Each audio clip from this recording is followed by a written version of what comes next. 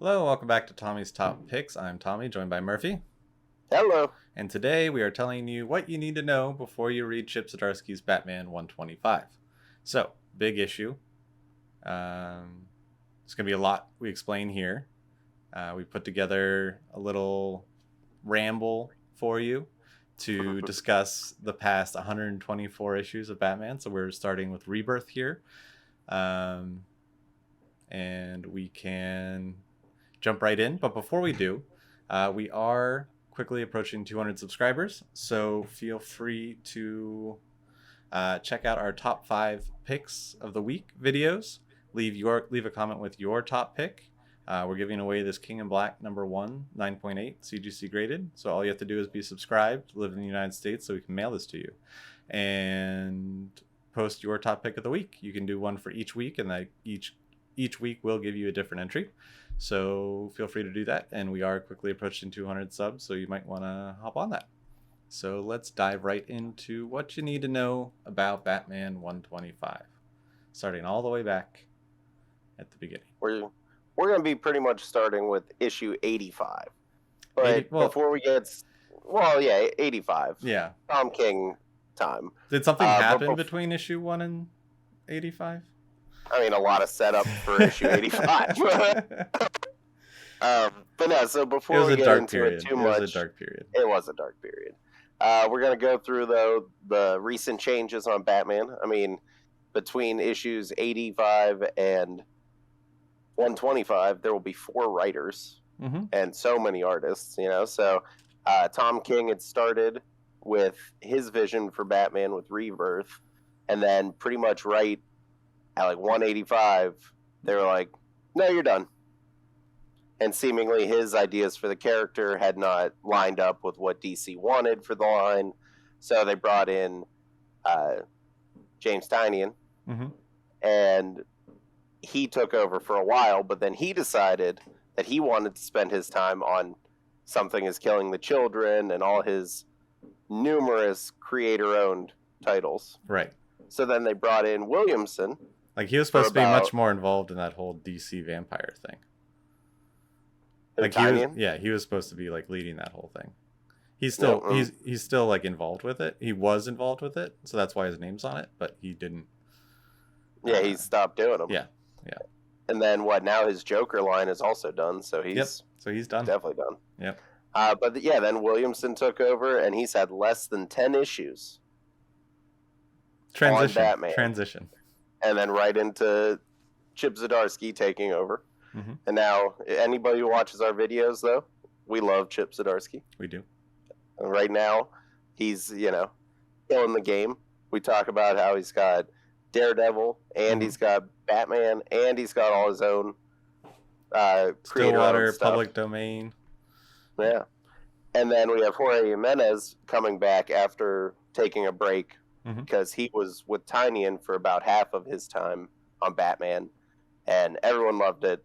Then he just randomly needed to take a break as soon as Tynion did. So he's coming back. But very exciting.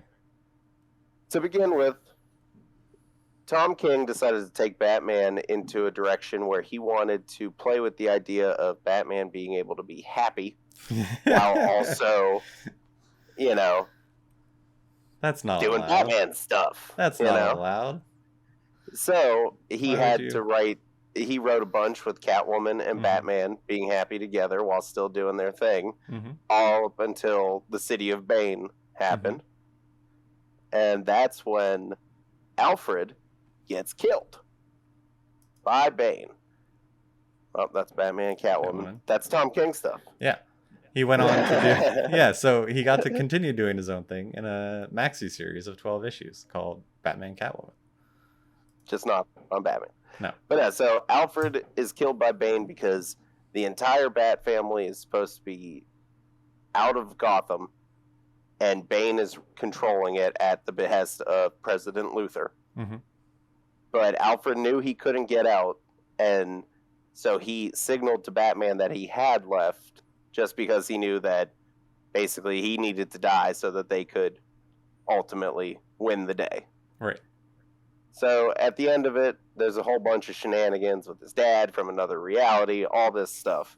But Batman ends up beating all the bad guys and still at the end believes that he and Catwoman can happily be together while also him being Batman. Yeah. But with the death of Alfred, the Bat family is broken up. I mean, if Damian just saved Alfred, right? He could have done it. He could have done it, but he wasn't ready. He wasn't ready. But Which so then, that drove Damian away. Yeah. So then after that, though, we get Tynion taking over, and at that point, they said, "Get out of here, happy Bat." Like there was no more happy Batman. Like immediately after Tynion takes over, the first thing he does is have a new arc called Their Dark Design. And Their Dark Design starts with a villain named the Designer starts to implement plans thought up by Catwoman, Riddler, Penguin, and Joker. And they are plans to control Gotham City and take over everything. So after some strife with her inner demons, Catwoman decides to tell Batman what's going on, and they immediately start to try and undo the plans. And one of those times actually has Catwoman and Harley Quinn go up against Punchline, who is Joker's new girlfriend. She's wild. She's crazy. Yeah, she basically wants... She's a Joker fan. Yeah, she wants Joker to be Joker as opposed to like the tame version that she accuses Harley Quinn of wanting him to be. Yeah. But so Punchline ends up managing to beat Catwoman and Harley and transfers the Wayne fortune to the Joker.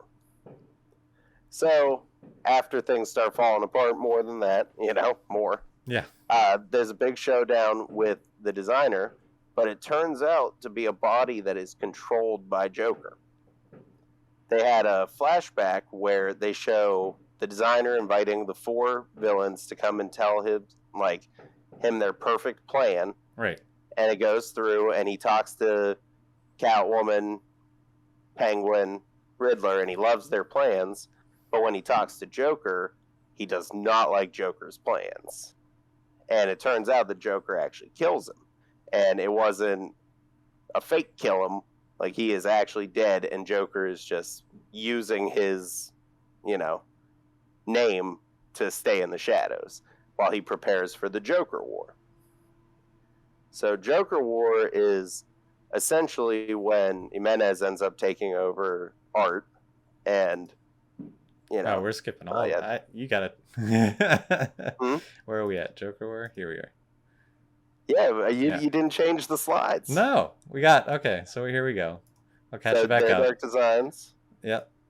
Well, so that's Their Dark Designs. Yeah, that's the beginning of Punchline. And then we got Punchline. There's Punchline. And then we go into Joker War. And Joker War. Yep, all right, we're caught up. I was riding along with you. Moving nasally voice. But yeah, so then immediately after that, we go into Joker War. Now, Joker has set this up for the beginning of Tynion's run. He has Wayne's money. He has all the power he could have. Broke Batman is really interesting. Army. Yeah, Broke Batman is interesting. But so he ends up kidnapping Lucius Fox, and then on top of having Wayne's money, he gets control of all of Batman's toys. Everything. So you got Joker thugs just roaming around the city in Batmobiles and doing all this crazy stuff. On top of that, he starts targeting each of the members of the Bat family.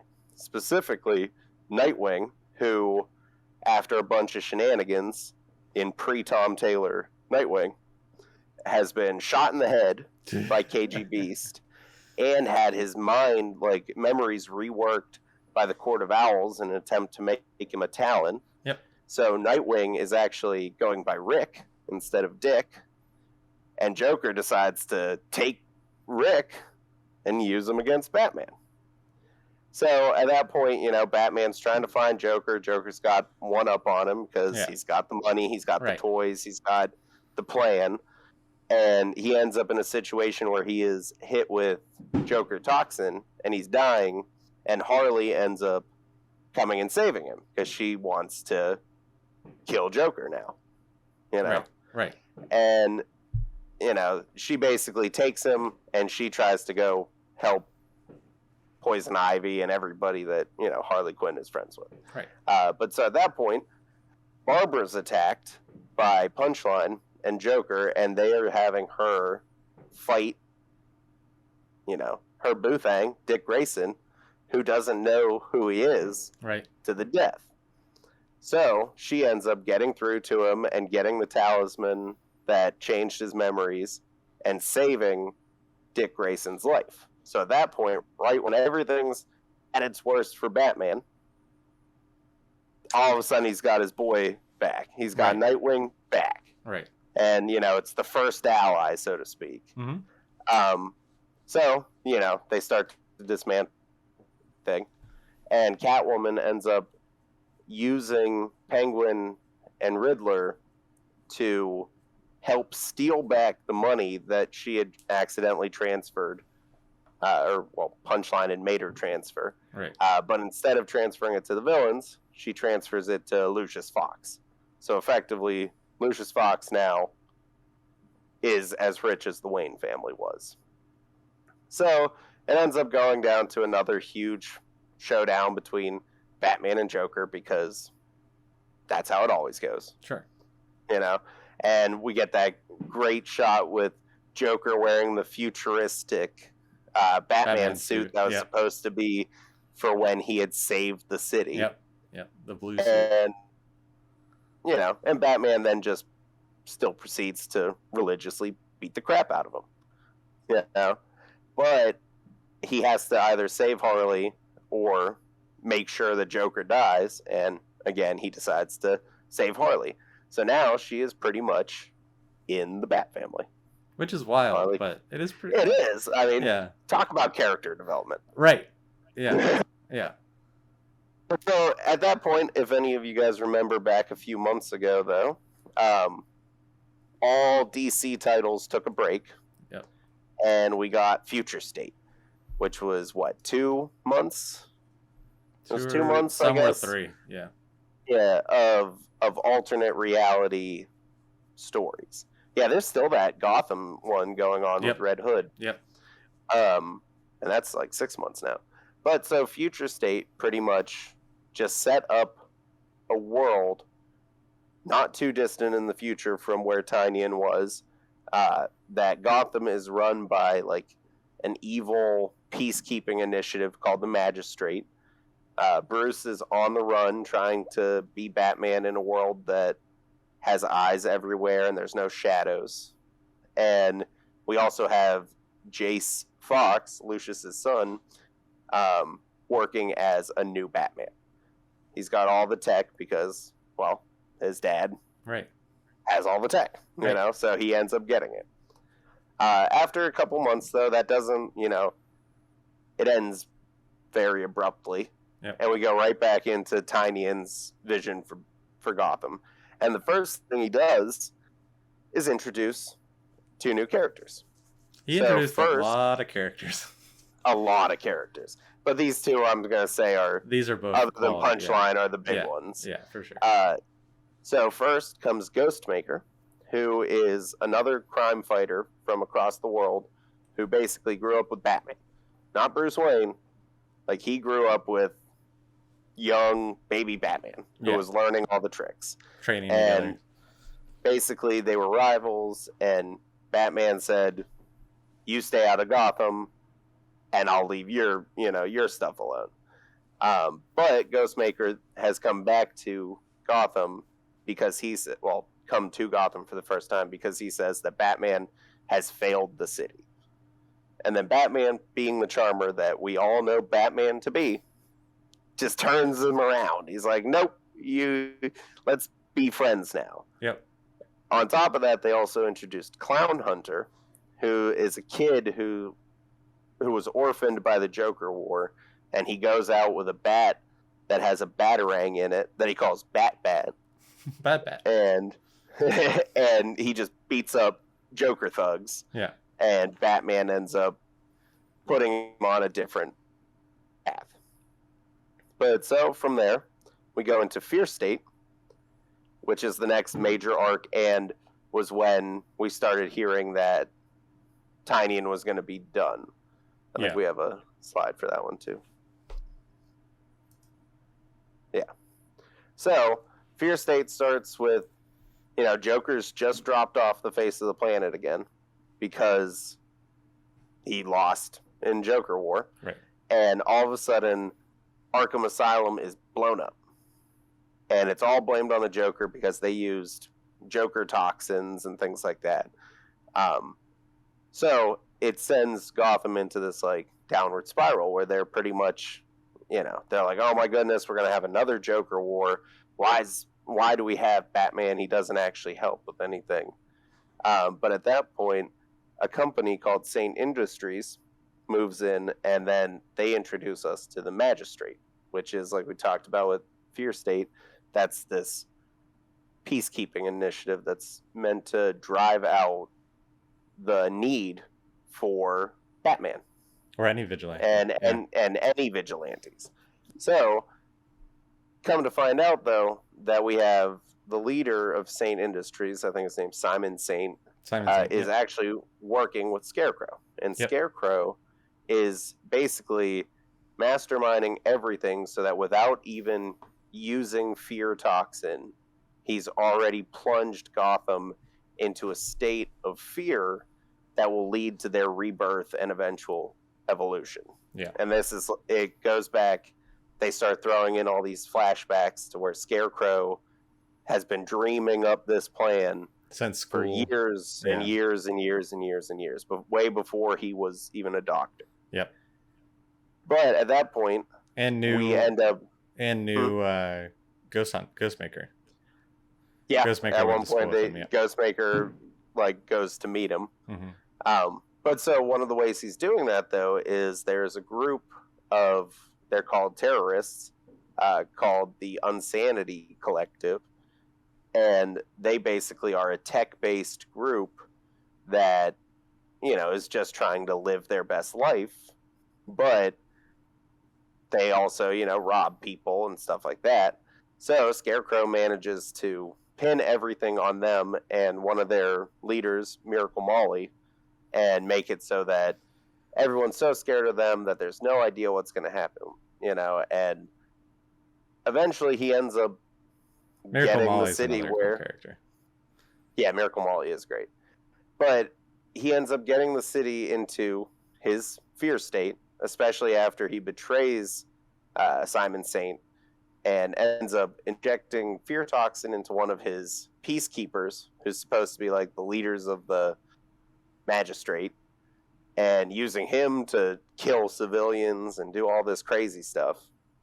He was prompted up to be some hero from A-Day. Yeah, he's the only survivor, yeah, if I'm correct. Yeah. But it turns out that he has his eyes on Miracle Molly's machine that she built, which basically anyone who would come to the Unsanity Collective, she would wipe their memories of trauma.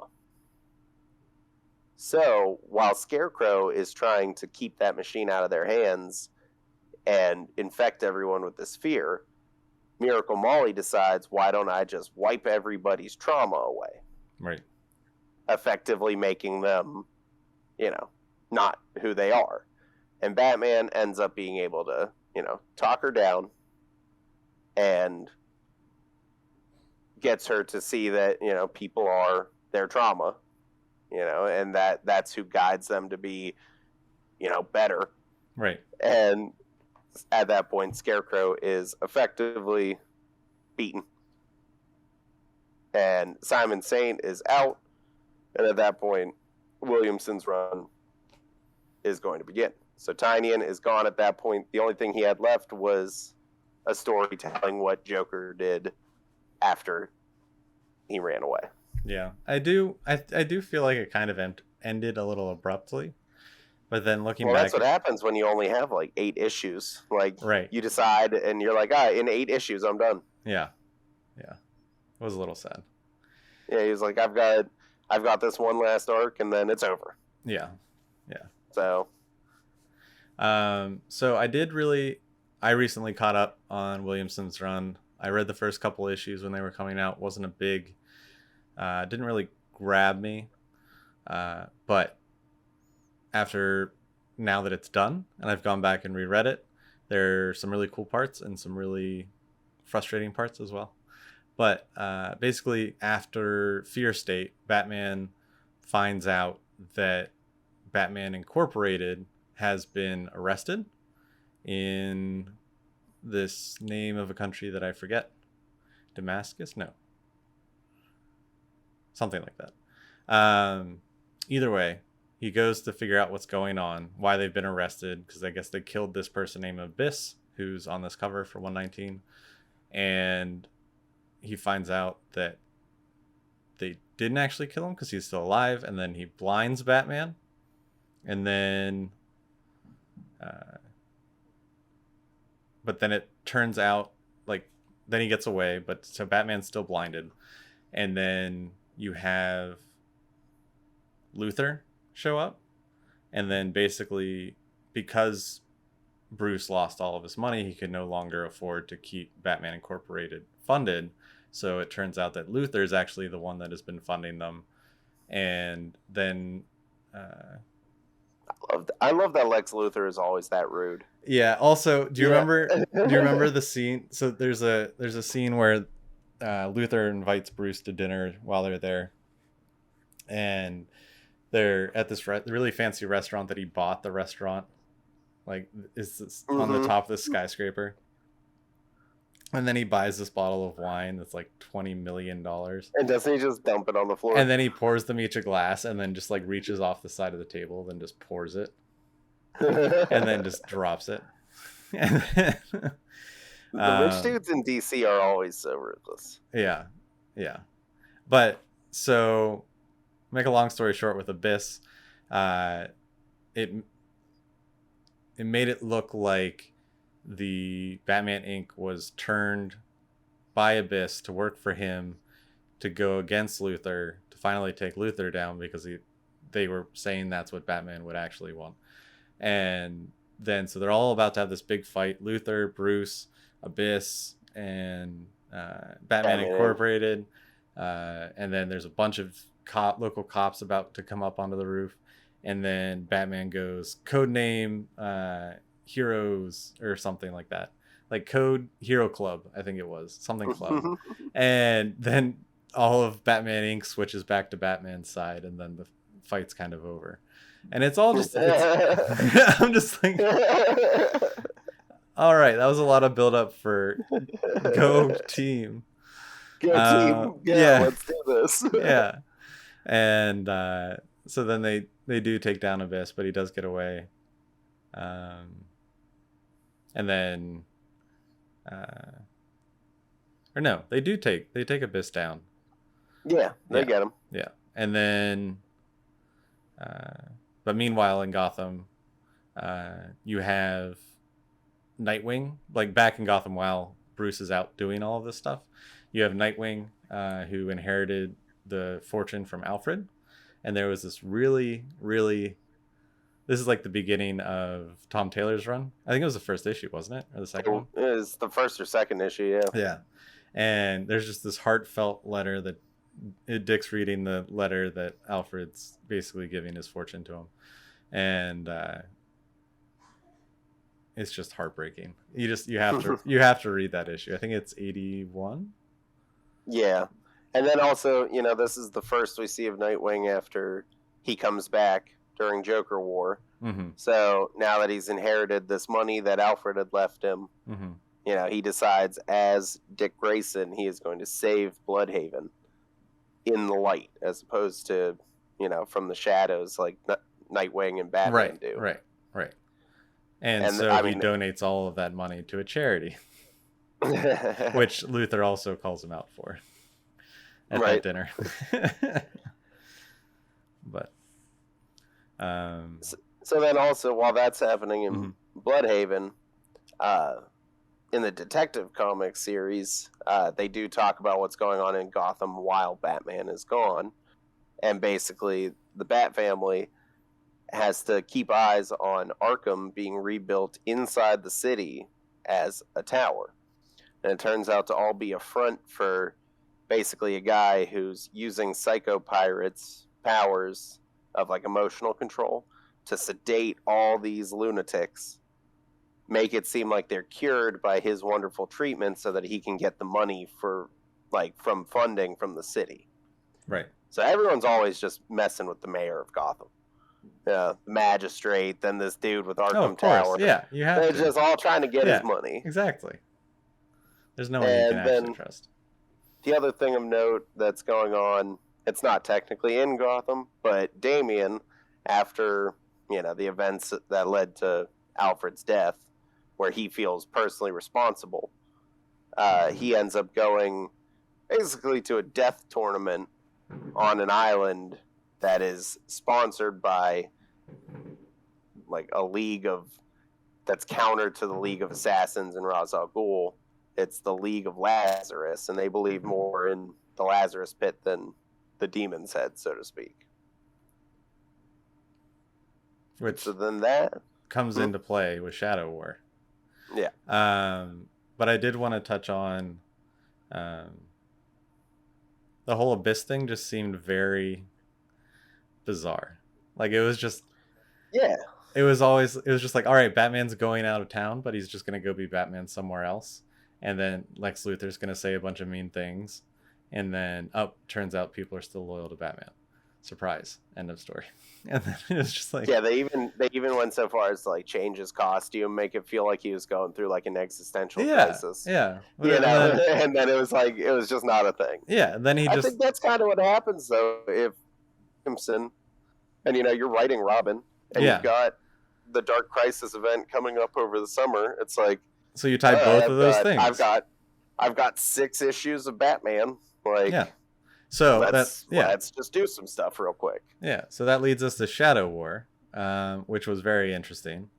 So basically, with Williamson writing Batman, writing Robin, he even wrote some of the Deathstroke, and is going to be writing Dark Crisis this summer. He kind of tied everything into this last arc that he had.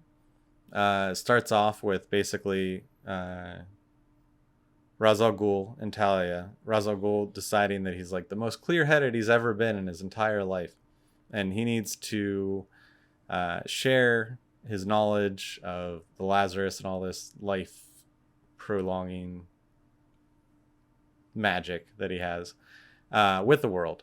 And so he wants to do that. So he says that him and Talia should turn themselves in with the request of him being able to speak to the people before that happens. Talia's like, what? You're crazy. But then she follows along and does it. So he's up there giving a speech to the people. Everyone's all shocked that they're turning themselves in. Everyone's like, what's going on? What is this? And so he's giving his speech, and then he gets sniped in the head. And then, so by what appears to be Deathstroke in outdated Deathstroke costume, and shoots at Talia, but kind of grazes her arm or hits her arm. But either way, does not kill Talia, just hits her. And then there's a decision to be made where they get to where he was, but then throws a grenade next to Raz's body, and then Damian's going to go in and try and save his grandfather, but then Bruce goes in and has to make a decision with who to save, and saves Damian. And then Damian and Bruce get into this whole fight about bringing Alfred back up, like, why did you save me? I did. That was so heartbreaking. Though, I will say. Yeah, it's like you can tell that Batman because you're my to son. say the things he, was supposed. He said. Yeah. But like Damian's being a little smart ass kid, like Damian is. Right. And then, so Bruce. Bruce does drop the line of. He was if he had been there. If he had been there instead of Damian, Alfred would still be alive. Which, like, of all the shitty things to say, that's like. That's kind of messed up. Start back at issue 85. It's true. All right, because of that line. Oof. But yeah, so then that basically sparks this war between Talia and her League of Assassins and Deathstroke and his society and Deathstroke Incorporated, this group that he's created. And but pretty much puts Batman and Robin in the middle of the whole thing too. Exactly. And having to choose sides, and because then Batman obviously doesn't want anyone to die, and Robin's obviously on his path to avenge his grandfather. So he's the one that actually finds Slade's daughter, and then Ravager, and then they find Slade and Respawn. Respawn is an interesting character. Respawn is a test tube baby that Ra's al Ghul made from Talia and Slade Wilson. So you have half Deathstroke, half Talia. So as opposed to half Batman, half opposed Talia. to half Batman, half Talia, which Damian is. So you almost have like Damian's brother in a way, which was kind of interesting. They did fight in that death tournament before, so they did know each other. But so Ra's is dead, and then usually when he dies, they can just throw him in the Lazarus pit. However, because of that grenade situation, Raz's body, there was nothing to recover. So he is just gone. He's dead. But it is comic books. He will be back, but he will be back. They made it pretty clear that, like, not right now. Yeah. So, yeah. So you have Batman and Robin. At some point, Talia catches up to him, right? To Slade and... Not for a while. That's not, like, till the end, really. So Batman and Robin, they're all just trying to figure things out. The League gets to Slade in San Francisco and actually ends up gunning down, shooting at them a bunch, and Respawn is the one that ends up getting killed. And then because of that, Deathstroke gathers his forces and basically takes a bat. So they all go back to Gotham, and then, or are they still in San Francisco? They're either in Gotham or San Francisco, and Ghostmaker is basically playing babysitter with Batman Incorporated, while Bruce and Robin try and figure all this out. Because Bruce does let Robin, like, kind of take control of this mission. And then